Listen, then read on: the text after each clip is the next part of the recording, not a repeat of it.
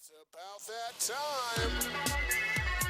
City Views, City Views. What's happening in your city? City Views, City Views. City Views, City Views. You got love for your city? City Views, City Views. City Views. City Views. Ah, City Views, City Views. City Views. City Views. Ah, City Views, City Views. City Views, City Views. Ah, City Views, City Views. City Views, City Views. Ah, City Views, City Views. City Views, City Views. City Views. Ah, City Views, City Views. City Views, City Views. City Views, City Views. City Views.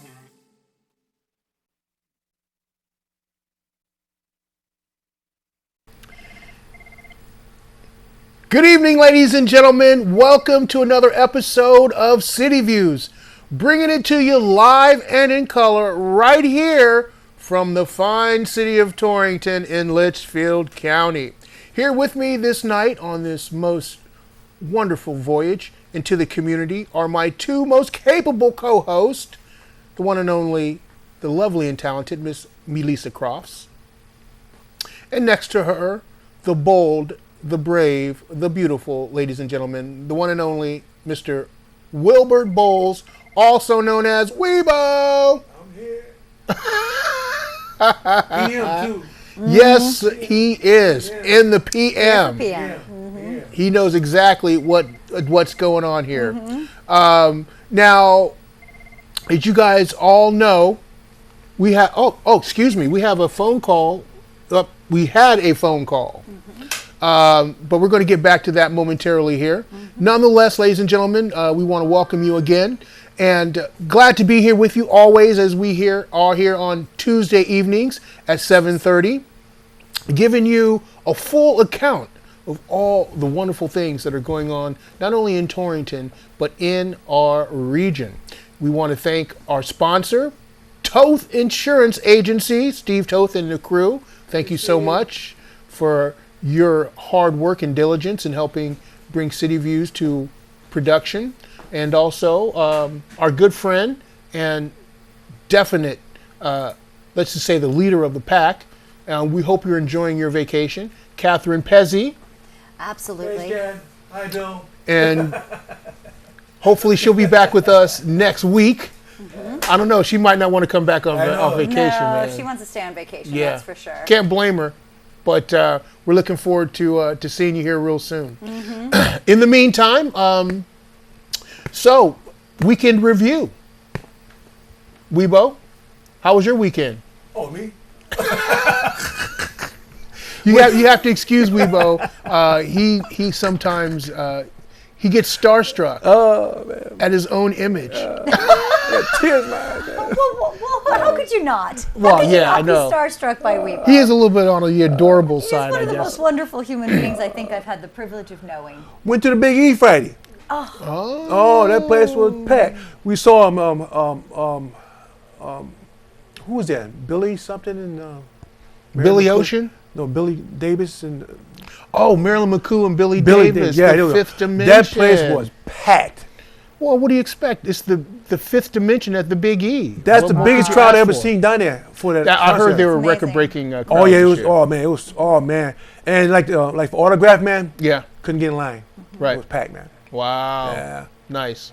Well, those old acts from yesteryear, they're still going strong. It's amazing to me Very that. much so. And she's Yeah. 70-something years old, man. She Right. looked good. Yeah. Well, Yeah. tell me, you guys might concur with this assessment, but I do believe that music keeps you young. Oh, I do. Absolutely. They do. It's, You know? it's a known fact. Absolutely. I mean, is true. if you check out an old curmudgeon, it's probably because they have no love for music. Who did we just see dancing around in her 70s? the lady who, oh, Mickey, you're so fun, you're so fun. Oh, yeah. Tony Basil? Tony Basil. Yeah. There was a video of her going around recently. That woman was up and dancing like Cyndi she was in Lauper, her too. 30s. Yeah. She's still yeah. she's still at it. Yeah. I saw something, although it was a couple years ago, on Tina Turner. Oh, I mean, I was like, what, really? yeah. So whatever vitamin is in the musical notistry, Absolutely. keep taking it. Absolutely. So Keeps you moving. keeps you moving, keeps you grooving. You gotta enjoy it. You gotta enjoy it. You gotta love the game. So love the game. Weebo, you know, you must have had a great weekend. You had the Big E this weekend. Big E. And your Giants, Giants won a won. football game. Oh man, people were stopping me, man, at the gym, everywhere, man. You must be in your glory. Are you happy, huh? Yeah, Johnny, happy. Yeah, I'm happy. Yeah, I take a W. I don't care. I lost 1 by 1 point. Well, we were talking earlier, and we thought that we would probably take up a collection for the Tampa Bay Buccaneers for Oh, their they- charity. oh, yeah, charity. For their nice gesture and giving that game to the Giants. I take it. You have no shame in your No game, shame. dude. No shame. No shame at all, man. Well, it's going to be interesting to see now that the new era has officially started in New York Giant footballdom, with Daniel Jones being inserted as their new quarterback. And, you know, the game of football is so ironic. In fact, I was having lunch with a business gentleman friend of mine today, and we were talking about how football is probably, as in the words of Emmett Smith, the best analogy for life that there is. Oh, yes, I've heard that. And when you look at some of the dynamics in the game of football, you come across a situation here where you got, you know, this new fresh excitement coming in with the Giants. You know, Eli was loved, you know, he did the impossible, beat the Patriots. You know, now the sun is setting on his career. You bring the young rookie in, he wins his first game, and then your best running back goes down with an injury. Yeah, You know? ankle. Yeah. It's like the irony, you know, it's like, you know, but I can't win. Man. the football season is a roller coaster ride. Yeah, it is. From week to week. You can't wait till the next week, and I think that's what makes it different than the other sports, because baseball you're literally playing every day throughout the season. So, you know, you have your runs, and, you know, then you have your dry spells, whatever. Basketball is like every couple days, you know, hockey, same. But football, it's like, you got to wait a whole week. Once a week. Practice all the time. You know? So, but congratulations to your New York football thank you. Giants Absolutely. on their first Giant win. fans. Now, I do not want to hear any calls from any of my Pittsburgh Steeler fans out there. Oh. But we're coming at you next Monday. Be ready. All right? All right. Just sending out a warning to you. Yeah, and Melissa, she's just like befuddled by, this sports talk, guys, you're just driving me crazy. No, it doesn't drive me crazy. It just goes over my head. Oh. That's all. It's like I could sit here. I know a few of probably the main players that I see, but I don't read the tabloids so much anymore. I don't have mainstream TV anymore, so I miss a lot. So. But you know, it's interesting though, because now with the advent of digital, analog and whatnot, you can stream you can almost do anything on your phone nowadays. It's Absolutely. You don't have to leave the house. Yeah. Everything right there on the phone. Yeah. Who would have thunk it? Right? You know? Makes it easier. Yeah. So, Melissa, tell us what's going on, what's happening in Torrington. Oh, yes, we've got all things Torrington. I'm going to have to put my glasses on because this was not printed at 15 points double spaced. So everybody's going to see me looking like the librarian. And How's as that? always, we want to thank Sharon Wagner for Absolutely. her contribution Thank to you, the Sharon, show. so much for this. You too, Lou. And I have to apologize. I did not have a chance to read this over first, so I'm going to have to be reading it straight on for the first time here. So it looks like the first thing up, we've got the Torrington Historical Society will present the program Connecticut's Indigenous People and Their Use of the Law. That sounds quite interesting. That's Wednesday, September 25th at 6:30 p.m. In the carriage house at the rear of the Society's property at 192 Main Street.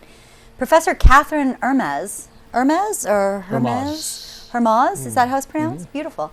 Of Central Connecticut State University will give the presentation on how the English settlers arrived in 1635, had been invited by the Wagnunk Sachem, I'm not, oh wow. These are some Indian names. I'm going to massacre them. Sauhag and his son Sequasan. I hope I did some honor to those beautiful names. Conflict soon followed with the Pequot War in 1637 with everyday encounters. The Wangunk Tunxis and other native people used their own law and the English courts to argue for justice and sometimes received it. Very interesting. This program discusses native jurisprudence and demands for justice in colonial courts from 1637 to 1775. It's quite a period of time. The program is free for Torrington Historical Society members and $5 for non-members. That sounds really very interesting. Yep, it sure does. I don't know an awful lot about New England natives, but I know much more about out west, where my family is from. Well, Gail and Mark, they do a thorough job on their presentations and symposiums at the Torrington Historical Society. So we definitely want to encourage people to check that out, because the topics that they cover will definitely increase your knowledge on not only the region, but the nation as it relates to New England and how it was structured. Yeah, very well. So the next here on All Things Torrington is the Torrington House Tour. Tickets are still available for the 219. 3, the Home's Beautiful. This doesn't make any sense, this sentence. There are 2 events planned, including a special preview party and tour on Friday night, September 27th, and the house tour on Saturday, September 28th. The 2019 Torrington House Tour features 6 homes in a variety of styles built between 1820 and 1957. Interesting. For the house tour on Saturday, participants will begin on Saturday at 10 a.m. and are asked to meet at the Chamber of Commerce at 333 Kennedy Drive. Maps and program guides will be distributed, and the homes will be open from 10 to 3. This is self-directed tour with participants providing their own transportation. Tickets for the preview party and tour are $75. Participants are invited to 5 Point Galleries to take part in the tour from 5 to 7 p.m. The party, catered by Cisco Catering, will be from 7 to 9 at the gallery following the tour. Tickets for the house tour are $30 in advance or $35 if purchased the day of the tour. Tickets may be purchased for either event at the Torrington Historical Society at 192 Main Street or at the Northwest Connecticut Chamber of Commerce office at 333 Kennedy Drive. For more information, you can visit the torringtonhousetour.org. That's .org. Tickets may also be purchased through this site as well. That makes it more convenient. The Our Culture is Beautiful organization is sponsoring the Multicultural Festival 2019 on October 18th at the Torrington City Hall Auditorium from 5:30 to 8 p.m. Everyone is invited to come to the celebration of all people, with a special recognition of the artists who created the multicultural mural that has been featured on the north side of the former Libby's furniture store. That's a really amazing mural. The organization is currently seeking a permanent location for this incredible mural, as the new owner of the building is repurposing the building. This is a wonderful opportunity to meet and to acknowledge these incredible young artists and the amazing people who designed and implemented the mural project. There will be entertainment and sharing of stories. For more information, please contact Kevin Johnson at 860-375-5842. Looks like we've just got a few more things. Of course, Warner Theater, one of my favorites. Wine and food tasting. I love these kind of events. The annual wine and food tasting to benefit the Warner Theater is taking place on Friday, October 25th from 6 to 9 p.m. at the Warner Theater. This is the 18th annual event and features wine, local craft beers, spirits, and food from area restaurants. There are several levels of tickets. VIP is $75 and general is $25 in advance or $30 on the day of. The Quirk Fine Wine and Spirits is working in partnership with the Warner, and 10% of all wine sales will benefit the theater. That's lovely to know. I love that. For more information, please call the Warner, 860-489-7180. Awesome. Great. And once again, we want to thank Sharon Wagner for her contributions to the show. Absolutely. For all things Torrington. Thanks, Sharon. So, You too, Lou. toodaloo. We're so excited about the guest that we're going to have on our show tonight. Oh, yes. J. Timothy Quirk, author, writer, Cartoonist extraordinaire. broadcaster. When you're talking about anything that has to do with literary pursuits, I think J. Timothy fills the bill. So we're going to look forward to speaking with him momentarily. We're going to prepare to take a break now. Now, I'm not sure, we had a little miscommunication with Michelle on our What's Cooking segment. I'm thinking that she was trying to send me a message as to why she was calling so early. But we're going to leave some time in the show to make sure that she has an opportunity to call up and fill us in. So you guys hang in there with us. In the meantime, we'll be right back after a few messages. Guys, stay tuned.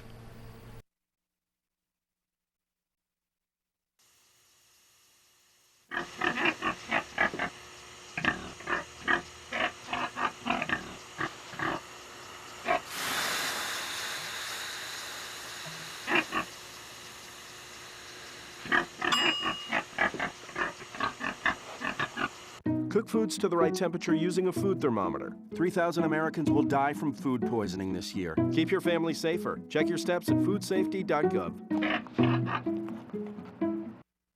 So, I'm kind of new here, but I've noticed a trend.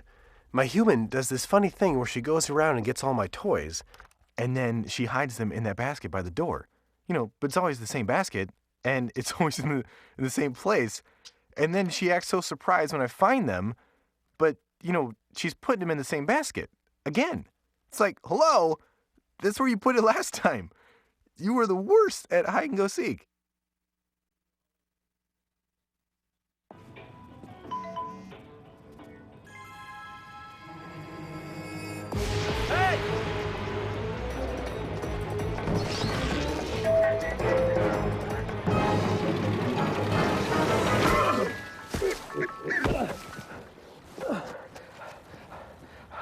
So, same time next week? Well, of course. Put away a few bucks, feel like $1 million. For free tips to help you save, go to Feed the Pig.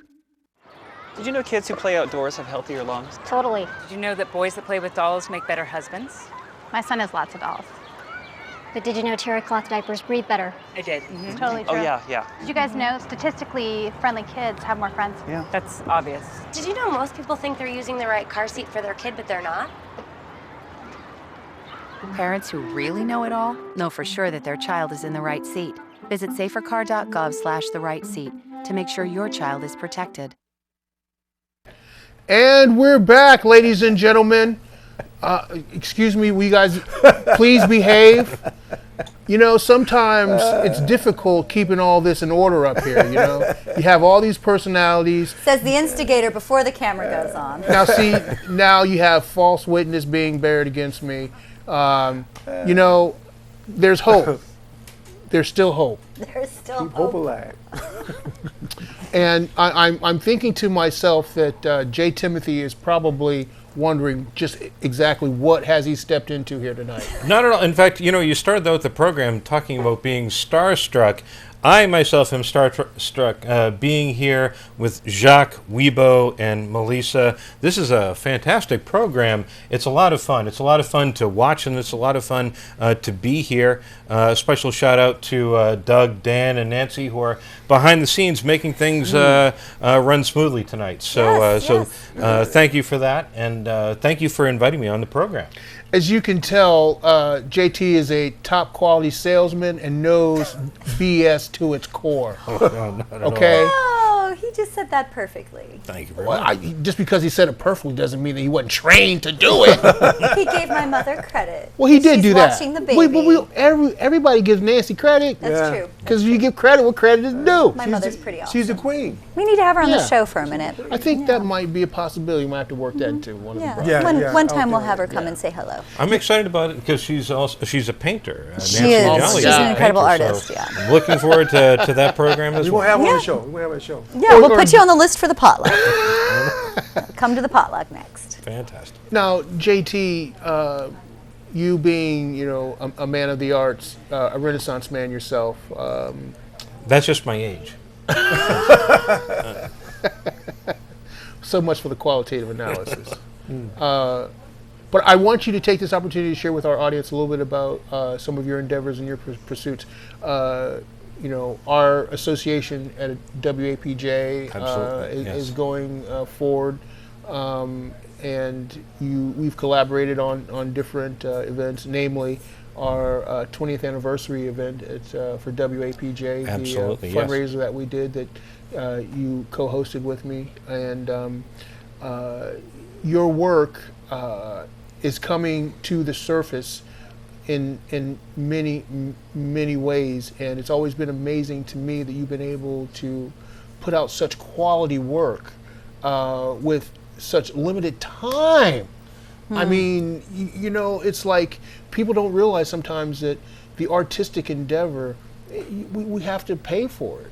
We have to live. I was talking to an artist a few weeks ago, and they were sharing with me their destiny and their journey to their destiny, and they had plans to do this and plans to do that, and then next thing you know, life happened. Sure, absolutely. So, but you've always impressed me with your intestinal fortitude to stay true to who you are as an artist and to make sure that you're putting out a quality product. You're very kind and generous with your praise, and thank you. One of the things that I really enjoyed working with you on, and I don't know if he's ever mentioned this before, but Jacques interviewed Phil Donahue at the American Museum of Tort Law, and then we were able to use some of that, the audio from that interview on an interview program that I had on WAPJ. So it was a meeting of the minds, if you will, and it was a collaboration that I thoroughly enjoyed.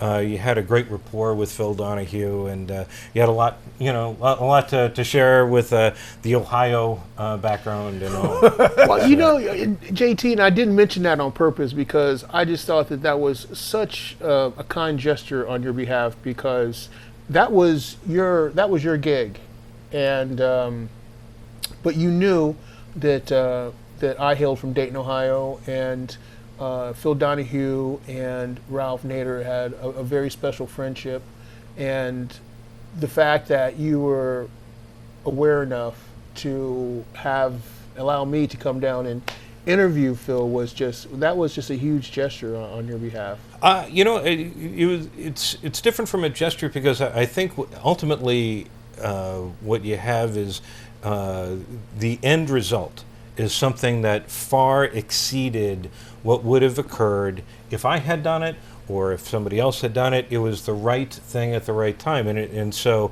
I guess the only thing you could say about my aspect of that, I think, was just recognizing that was going to be a special thing, and it was a special thing for WAPJ history as well as for you personally, but beyond that, I think also for our community. Speaking of our community, also something that Jacques does with WAPJ, the Feel Good Show, he's had me on many, many times before I had my own radio program.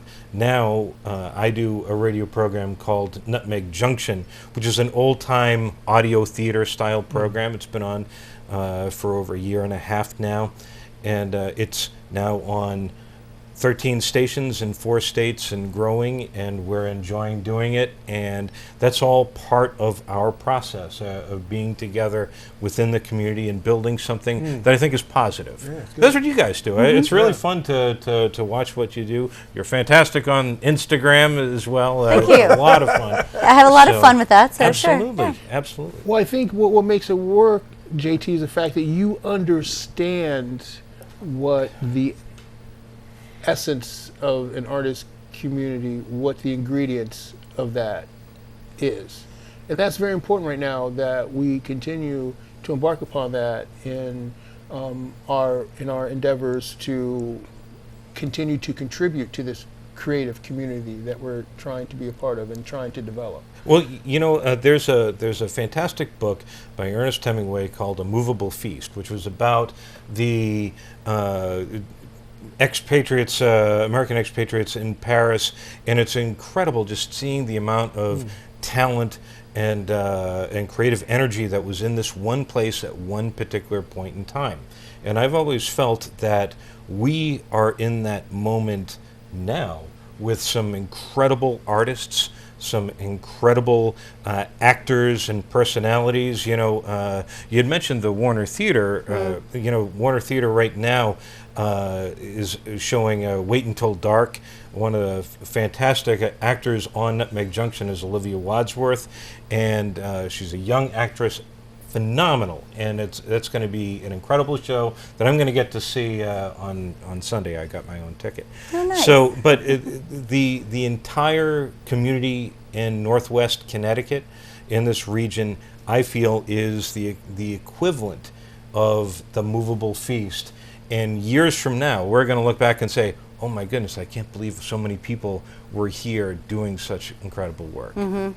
Now, would you mind possibly talking to our viewing audience about the cast of Nutmeg Junction? Absolutely. Right now we have over 30 actors who work on the show to varying degrees. Some are remote actors. They actually record some their voices at home. We have an actor, Danny Cook, in Georgia, and Laurel Briggs in New Mexico. But it started with a core group of phenomenal actors. Lana Peck. Yes.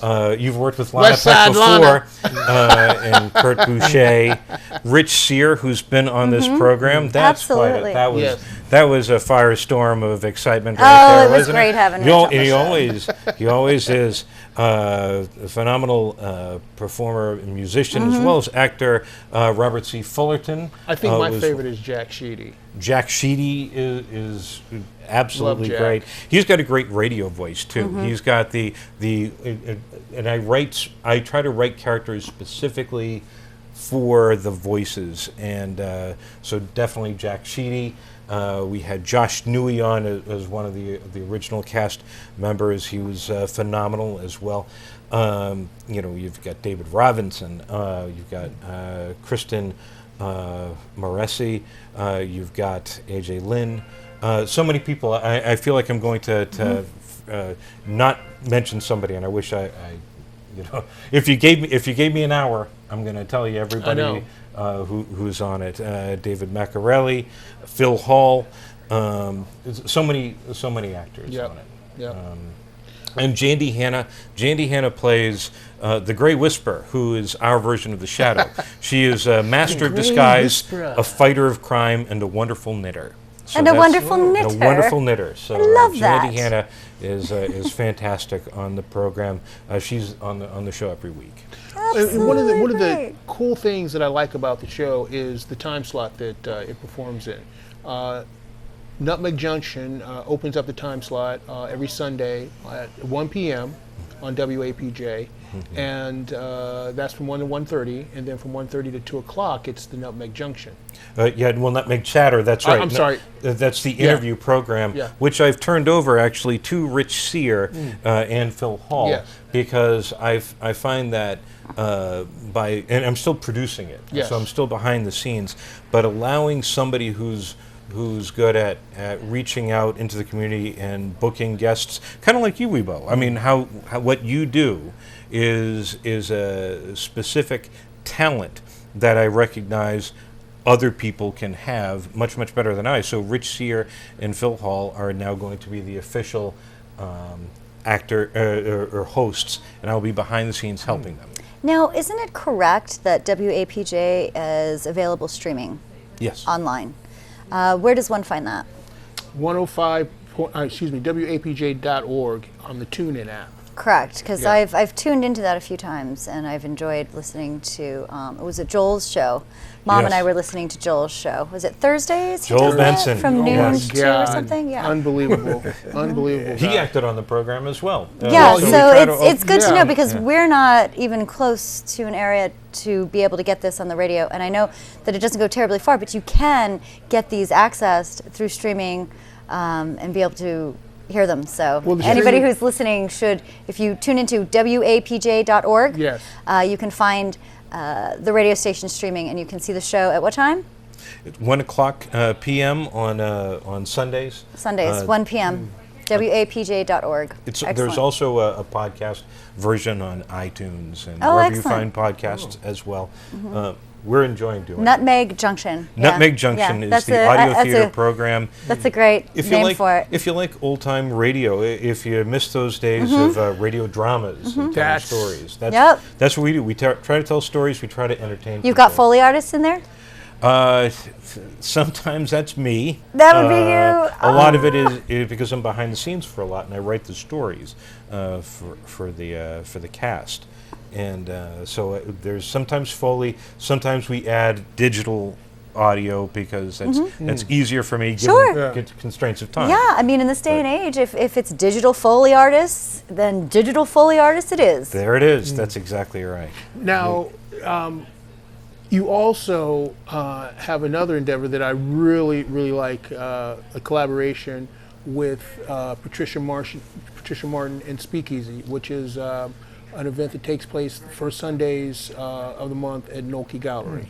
Let me clarify that and say Patricia Martin does Speakeasy, and I am a frequent guest of it. I record those shows, but it is wholly and completely Patricia Martin who puts that on with John Nolke's at the Nolke Gallery, which is a wonderful venue. It's just a wonderful venue for any of those type of events. They not only do poetry and open mics, they've done open mic comedy nights as well, and then musical events as well. And that's across the street, almost across the street from WAPJ, on Water Street. Water Street's happening. Water Street is happening. I enjoy Water Street immensely. If you don't mind, let's take a quick pause here and let's see what's cooking.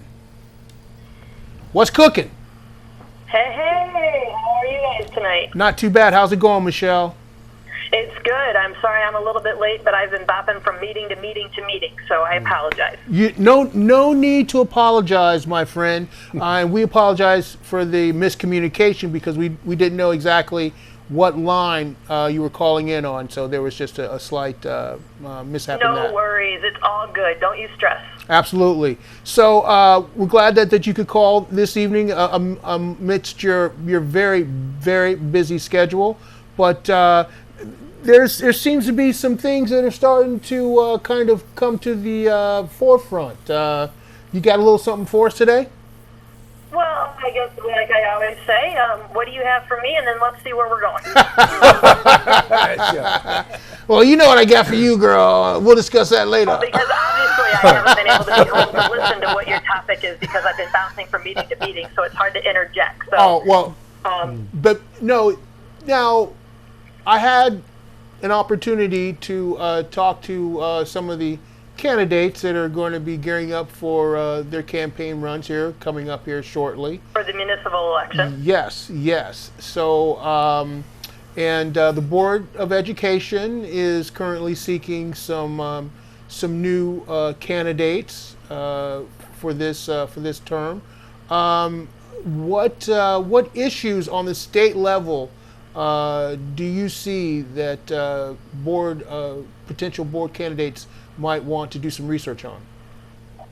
Well, I think that if you're, for whatever position that you are running for, whether it be state, local, or otherwise, I think it's really about doing your homework on whatever that position entails. And so if you're looking at Board of Education, then I think that you need to, make yourself current and up to date with the new laws that have gone into effect. But I think it's more important that this is local. Right? It is a local election. And so how are the people that are going to be running for office going to directly, represent you and the needs of you, your family, and your community? And I think that's where the local elections really start, as opposed to, worrying about what's going on at the state level specifically, because I think that all comes. But truly, because the municipal elections are exactly that. It's about your municipality. It's about what is happening right here in your back door. That's what we should worry about first and foremost. And so if you're looking to get on the Board of Education, then I think that you should, get yourself prepared and up to speed on everything that has happened on the Board of Education over the last few years. And so people understand why there's frustration and anger and angst. What's good is happening and what's bad that we don't want to happen again. Well, some of the challenges that they might be looking at, for example, how does declining enrollment affect dollars from the state, and how does that correlate to test scores? How does that affect how much is allocated, for example, special needs? Well, that's already in their budget from last year, and because there was no cut to the Torrington Board of Education last year, that the dollars that are there will be there next year. Because we are an alliance district, those dollars are protected. Special education always has a little bit of flux, but that's not something that we can necessarily control. That just depends on who moves in and out of the town, and that's all locally based. Our special ed dollars hasn't been cut either, so. That's why I think that it's really important that we focus local. Know what the budget looked like last year. Know what the budget looked like the year before that. And then I think you have the ability to kind of project what's coming up next year. As far as funding, when you're talking about, each child, and because we do have declining enrollment, at the end of the day, we have the ability to improve our enrollment, but we have to start with, as we're doing now, it's growth. What are we doing to the schools? What are we doing to attract people to come to our community? We haven't done a decline in dollars because of enrollment, and we've been trying not to do that, specifically because we do know in certain towns, and ours would be one of them, when our high school used to hold somewhere in the neighborhood of 1,300 or 1,400 kids, we're down below 900, give or take. But that's been over the last 15 years. That didn't happen in the last 2 years. So how would you figure in, the variables that the state might be dealing with the city or the Board of Education on in terms of, say, things like test scores or curriculum concerns? I know that there's some groups here in the city that would like to see more ethnic studies. We passed that last year, Jacques. Woohoo for us. Oh, well. We passed Puerto Rican studies, African American studies, and we also passed, more in-depth studies on Jewish and the Holocaust. So we actually did address that because we did hear from communities that had a higher percentage. But quite frankly, we are a country of immigrants that come from all over different places. Right. And does it not better us to know who we are as not only a person but as community members and what makes us all tick? Right. So I think that as we talk about doing world history and American history and civilization and all those other things, I think that we need to teach holistically. And sometimes what we're used to teaching might not be the way that we should continue to do it because we have changed. But we did change that legislation last year. And I had some pushback. Quite frankly, I had some pushback from some of our Board of Ed members that said, how dare you implement more subject area that we're mandated to teach. Right. I offer that we did that in a way that it could be an elective for a while, and let's see how that plays out and see what interest is being taken. Almost like a pilot, but we did it as an elective. So it is, and you have to offer it, and then let's see what interest that has. If students are interested, then we should continue, because quite frankly, it is about them and what interests them to keep them engaged to make sure that they continue to come to school. As far as test scores, as a state, we don't legislate what your test scores, need to be. A lot of that, well, we do some of that, but some of that's federal as well. Your dollars are not necessarily based on that, although, like I said, we are an alliance district. So we are already being, we are working on our test scores and then increasing. We also need to work on our graduation rates and our absentee rates and all of those things. But I know that there's a push to move those things forward. And I believe that they're trying to make some changes locally. Well, all that sounds like you're definitely doing your homework, Michelle, but I would expect nothing less from you, my dear. Well, thank you for that. Now, in terms of looking forward, being proactive, we attended a planning session a couple weeks ago where they were talking about how you implement innovation in your school construction, how you can make classrooms more smart classrooms and things like that. Correct. Now, is that something that would have to be legislated through the state as part of more of a holistic, innovative educational initiative, or just how would a situation like that come to your desk? Well, I mean, there's a lot of businesses and grant opportunities for things like that, and we've taken advantage of some of those. At the same time, when you're talking about that, this goes back to over-prescribing and over-legislating. So why would we as a state need to tell you what you should be doing? I would hope that, we are not in the 19th or the 20th century. We're in the 21st century. I would hope that we recognize that we're in the 21st century. How do we ensure that we have smart boards and computers and tablets or whatever it is that we need to make sure that our kids, once they leave high school, they are prepared for the next level? Because most college campuses are there, right? So we have to figure that out on our own. I don't think that that's something at a state that we should have to dictate or legislate. I think that locally, as a local board of education or a local municipality for that matter, that you would want to be on the cutting edge of everything that you can figure out how to be on the cutting edge of, because that just makes you a more advanced community, which means people are going to want to come here. So I guess basically what you're saying or what you're proposing is that the educational process should be a community-wide process, not limited to just the classroom. Absolutely. I mean, if you have businesses that would afford opportunities to students, then I say that we embrace them. And if you have other folks that have brilliant minds beyond somebody that's directly involved with the Board of Education, then bring that to the Board of Education, bring that to the superintendent. It's that old saying that it takes a village to raise a child, and I would offer you that is 100% correct. We can't do this solo, and I often say you can't legislate behind the desk. I don't think that you can govern behind a desk. I think that you have got to get out and see what makes our children tick. What do they need to be prepared?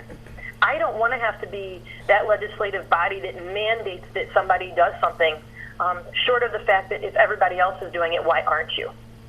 But then that also makes people recognize maybe I do or I don't want to be in the community, and I think that I would like my children to be in a community that is advanced. And so I think that should be a desire of the local municipality. What I'm saying is that should not have to be overprescribed from the state level. There should be minimums, but I don't think that there should ever be a ceiling that you can't break through. Well, the mandates from the state do affect how certain programs are implemented, and based on what those perceived outcomes are going to be. And I do think that there is resistance that is coming up in terms of districts, municipalities wanting to have more autonomy in their educational decision-making processes. But I would say that there's two sides to that, right? You have to have some accountability, because if you had everybody run amok that did not have any baselines, then we would not have any standards. And we all know that our children need to have standards, because we know what it's going to take to get to the next level. You know what it's going to take to be successful in life. Whatever your definition of successful is, we know that there is a standard of which you must reach. We know that if you choose to go to college, there is a standard that you must reach. If you choose Ivy League, that standard is a little bit different. If you choose the workforce, that standard is a little bit different. So we as the state or the feds, because obviously you have to recognize too that the feds do prescribe some of the things that we are required to implement. So, as we all talked about the Common Core, that was a federal requirement, not a state requirement. So, and your predecessor who has passed us, that's probably rolling upstairs saying, there she is, she's talking about it. Bill Babbitt hated the Common Core. But it wasn't something that we had necessarily an option to. We were told what we needed to do. Right. And so as we're talking about what, municipalities or boards of education may want to do, they still need to maintain a standard. And I am of the like that we set standards that are your minimum. And I would hope that we all try to reach well above that minimum standard. Well, absolutely, because Connecticut does rank nationally very high among, those educational standards. Connecticut does, but then it's also broken down by each town and county. So, and actually, Kids Count just did an incredible report. It was a 30-year, they've been collecting data for 20 or 30 years, and that report just got released a about a month ago, we did the press conference for that. If anybody's interested, they could call my office and I can mail them a KINS count report. And it tells you how we as a county and how Torrington specifically compares to other towns in our county and other towns in our state. And what were the results? I don't have the book in front of me, but it was a hefty page. It was a lot of pages. I mean, there's places that we definitely have room for growth, Right. things that we need to work on, and then there's things that haven't changed. I mean, so, you know, it depends on what you're looking for and what's important to you. Right. Well, I think one of the things that they pointed out in the symposium that we attended is that process has to be an evolving, progressive enterprise, because children now are operating in a much different world than we were when we were coming up. We can't apply the same types of perspectives to learning to this generation as we did in ours. And absolutely, even on top of that, I think that the changes that will precede their generation is there going to be even more demands put on them. So I think the study, the research, the time that's invested now into harnessing those programs for the future, I think now is the time to really start delving deep in those. And for anyone out there that's watching the show, if you're considering maybe running for the Board of Education, this is an opportunity where you can apply the old cliche, all politics are local. This is an opportunity to learn what the needs of Torrington specifically are, and meeting those needs in a changing demographic and obviously a very challenging environment. So what are some of the time issues that a potential board member might look at, Michelle? So I don't sit on the local board of ed, so I can't really give you the time requirements that are there. I mean, obviously your budgetary time, so January, February, March, April, May, those are hefty times. And then I believe that they meet once a month or twice a month, like city council on Wednesdays. Okay. Well, I just wanted to give you an opportunity to shout out to our viewers and those who might be interested in possibly getting involved in helping out their community. So thank you for your insights as always, Michelle. I know you don't sit on the Board of Education, by the way. However, no, I do not. With your hefty Rolodex of contacts, I thought you might be a little familiar with what that might entail. No, I absolutely am. I just don't know their overlining schedule all the time. All right, guys. Well, as always, we appreciate you calling in for the segment. Your contributions to the show are invaluable, and I think there's some interesting things that are coming down the pike here that we definitely want to touch base with you about. Absolutely. And you guys know, if you need anything, have any questions, just give us a call. As always, thank you so much, Michelle. All right. Thanks, Thank you, Michelle. guys. Thanks for calling in. You too. Bye-bye. Yep, bye-bye. Well, that was a lot to chew on.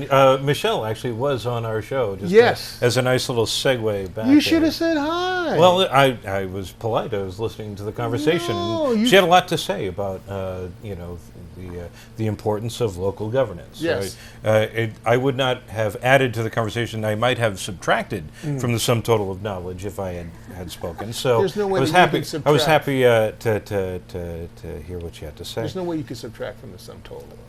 But she was great. She acted on the show. You had mentioned Sharon Wagner before. Yes. Sharon Wagner also acted on the show. We tried to give the opportunities for people who want to participate in the show to do that. We don't want to say no. So we want to make so sure that much we do that. fun. So if you're interested in doing some audio theater, you are welcome to Absolutely. do that as well. We'll talk. I don't know. Absolutely. Could you write a part for Shaft? I could absolutely. Yeah, Chef. That's my part, man.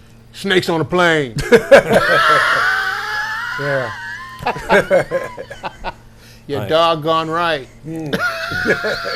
will absolutely happily write a story. In fact, I invite you onto Nutmeg Junction, and we'll do a City Views Nutmeg Junction. But that would be fun. How would that be all right? But how would we place that? Where would we be?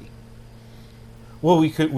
I mean, because all your characters are fictional characters. They are fictional characters, So- so you would have to play a fictional character. That's what I'm saying. But I wonder if we couldn't actually be our real characters talking about fictional characters or interviewing fictional characters. If that's the way that you'd like to do that, No, there's all different ways we could go with this. Yeah. Absolutely. I'll come to town. We'll have a lunch meeting. Absolutely, because the thing is, you guys bring the energy and excitement, and so whatever character I think I throw at you, I think that you can handle. We'll be able to handle just fine. Speaking of actors, I think I would be remiss if I didn't mention people like Dan Willey and Deborah Goodman. I mentioned Olivia Wadsworth before, who's in the Warner Theater aspect. I want to make sure I mention them. Amanda Yount, Jason Koulas, Jerry Crystal, and so many more. Right. I feel like I want to make sure that I mention. I think I mentioned David Robinson as well before. I want to make sure I mention the talent that is a part of the show, and I'm a part of it. Well, that's very important. But we skirted over the issue about your participation in Speakeasy, because the radio broadcast of the show, I feel is, when I first heard it, I didn't know. And I'm like, oh, this could be interesting. Here's a great shout out for Speakeasy. Thank you for bringing it up. I think that going to a live, I think for one thing, if you can't get to a live show, yes, being able to hear it on the radio, being able to experience it perhaps in a podcast form or some other form or YouTube, I think is fantastic. It just demonstrates that there's so much creativity here, and the people who give their poetry and they share it in front of a very caring audience. It is really extremely literally articulate audience. Yes, absolutely. More articulate than I was just right now. But yeah, Jack Sheedy was. It's definitely one of the highlights whenever I get to go to the Speakeasy and get to hear him give his poetry. Award-winning authors. Yes. And writers. David Leff. Yes. Eric Lehman. Amy Naraki. Lots of extraordinary poets right within our community, and it's such a great opportunity. The first Sunday of every month to be able to go to the Noki Gallery and see the Speakeasy, and then if you can't, then yes, you can hear it on the radio. But if you can attend, and I vow that I'm going to provide some poetry as well at the next poetry. I'm putting it out there now, so that way I do it. But see, the thing about it though is I've been to both, but when I first heard on the radio, I was surfing the channels, and the first few seconds, I didn't know that it was us. Yeah, there was so close. And I was thinking that this was like a national broadcast, which is why I continued to listen. And then I was like, oh my God. Well, and here's a shout out to... That's the Noki Gallery. Quick shout out to John Ramsey, the general manager of WAPJ, for allowing that type of program to flourish and thrive on local airwaves. So. Well, I think our respect for John Ramsey can be understated. Is in the Connecticut Broadcasters Hall of Fame. Right. So we've got a Hall of Famer right there. So. Hall of Famer. And the next one, it'll be is right here in front. Right here next to me. Flattery will get you everywhere. Absolutely. That's my line. You're so beautiful tonight. You're dressed immaculately. Thank you. I appreciate it. I'm sorry. I left that alone. You know what I said already. Flattery's getting everybody everywhere tonight. Actually, Flattery's getting no one anywhere. Nothing's happening tonight. I'm staying on it. We're getting swami hands going here. But this is the great part. This is the great part of City Views. You get We all a have our wide collection cups. of ideas and thoughts. You get some serious things, and you got interesting guests. And when you don't, you're welcome to have me come on, and I'll have my 2 cents. Well, I guess when we have a guest on, there is an objective that we have, and our objective with you tonight was to let our viewing audience know about the really talented artists that we have in our community that are really doing some really cool work. And I think if we can promote more of this, hopefully it will bring more talented artists to our area, and we can continue to work on building our platforms so that we really can literally put Torrington on and our region on the map. Absolutely. I'm a firm believer in together we will move forward. And Absolutely. So thank you once again for having me on a show that you host, that you provide a voice. Well, we're kind of kindred spirits, JT. I mean,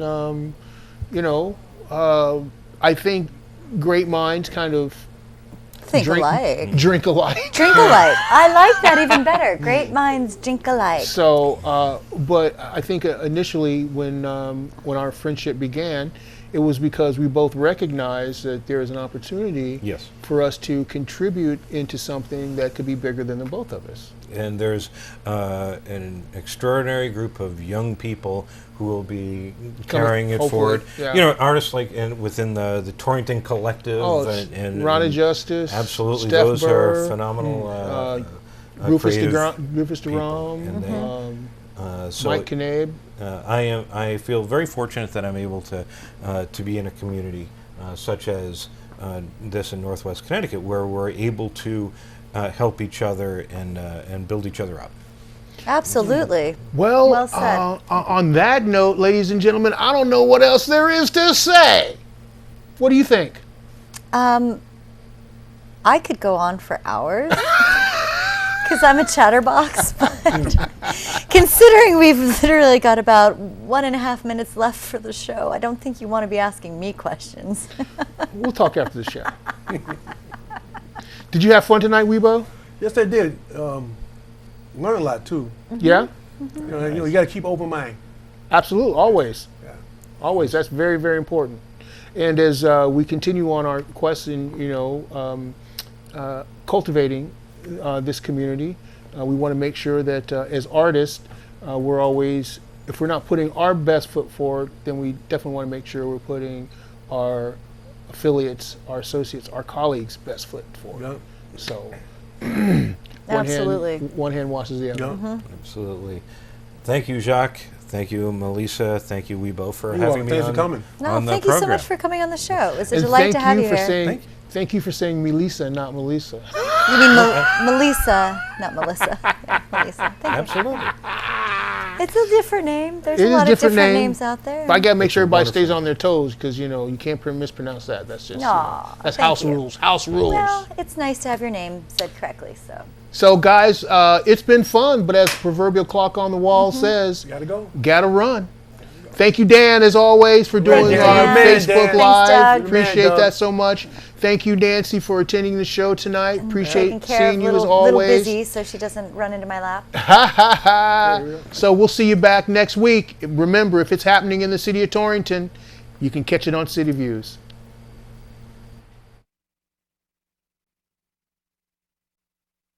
It's about that time. City Views, City Views. What's happening in your city? City Views, City Views. City Views, City Views. Got love for your city? City Views, City Views.